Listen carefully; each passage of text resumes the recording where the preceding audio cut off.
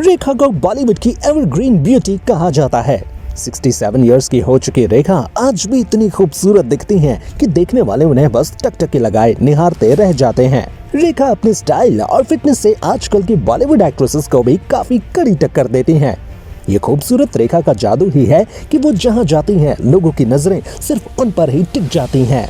आज हर कोई रेखा को टैलेंट और खूबसूरती की मलिका कहता है, लेकिन क्या आप ये जानते हैं कि रेखा ने अपनी जिंदगी में वो वक्त भी देखा है जब हर कोई उन्हें गुस्से और नफरत की निगाह से देखने लगा था, जब उन्हें नेशनल वैम्प और मैन ईटर जैसे टैग दे दिए गए थे।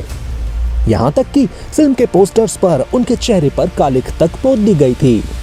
ये वो वक्त था जब रेखा निजी जिंदगी में बेहद दर्द भरे और मुश्किल हालातों से गुजर रही थी।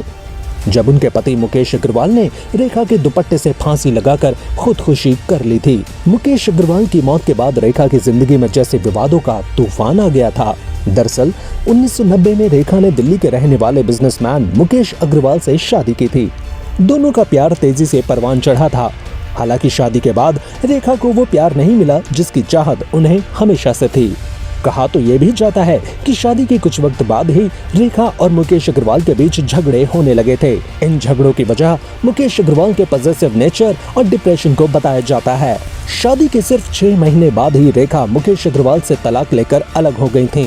लेकिन तभी उनकी जिंदगी में वो मोड़ आया जिसके बारे में उन्होंने कभी ख्वाब में भी सोचा नहीं होगा। रेखा से जुदा होने का गम मुकेश अग्रवाल सहन नहीं कर पाए थे। 2 अक्टूबर 1990 को मुकेश अग्रवाल ने अपने फार्म हाउस पर फांसी लगाकर खुदकुशी कर ली। हैरानी की बात यह थी कि मुकेश ने फांसी का फंदा रेखा के दुपट्टे को बनाया था। उस वक्त रेखा विदेश में थी।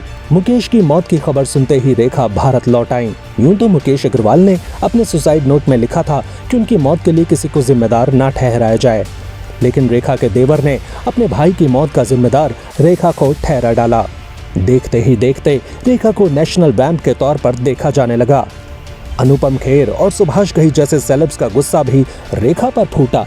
अनुपम खेर ने भी रेखा को नेशनल वैम्प का तमगा दे दिया। रेखा को मैन ईटर कहा जाने लगा। उन दिनों में रेखा की फिल्म शेषनाग रिलीज हुई थी। जो फैंस कल तक रेखा को देख आहें भरा करते थे, उन्होंने अपना गुस्सा निकालने के लिए फिल्म के पोस्टर्स तक को निशाने पर ले लिया। लोगों ने रेखा पर गुस्सा निकालने के लिए फिल्म के पोस्टर पर छपी उनकी तस्वीर पर कालिख तक पोत दी थी। ये फिल्म बॉक्स ऑफिस पर औंधे मुंह गिरी थी। उस वक्त रेखा का घर से निकलना भी मुश्किल हो गया था। उन्हें फिल्मों में काम मिलना भी बिल्कुल बंद हो गया था। हालांकि इस मुश्किल वक्त का सामना भी रेखा ने बड़ी खामोशी के साथ किया था।